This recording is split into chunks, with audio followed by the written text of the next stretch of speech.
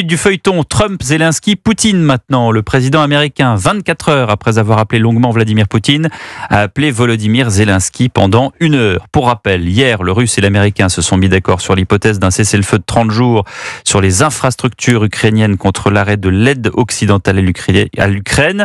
Très bon appel, voilà ce que dit aujourd'hui Donald Trump. Bonsoir Caroline Baudry. Bonsoir Pierre, bonsoir à tous. Mais qu'est-ce que ça veut dire concrètement un très bon appel ? Eh bien que les pourparlers sur l'Ukraine sont sur la bonne voie, selon le président américain qui ne s'avance pas sur le fond. La conversation fut franche et positive, déclare de son côté Volodymyr Zelensky. On sait que l'appel a duré 1 heure, qu'il s'est concentré sur la discussion d'hier avec le président Poutine.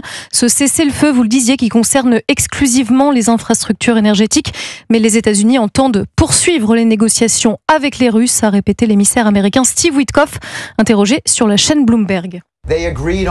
Ils se sont mis d'accord sur une voie menant aux conditions du cessez-le-feu aujourd'hui et à celle d'un cessez-le-feu complet qui sera négocié dans les prochains jours.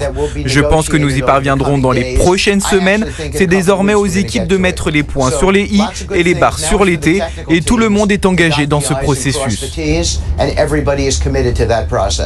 Les négociateurs américains se retrouvent lundi en Arabie Saoudite, leurs homologues russes. Loin d'afficher le même optimiste que Donald Trump, les deux belligérants s'accusent mutuellement d'avoir visé la nuit dernière des infrastructures énergétiques. Mais l'Ukraine se dit prête à suspendre ses frappes si la Russie fait de même, déclare à l'instant Volodymyr Zelensky dans une prise de parole.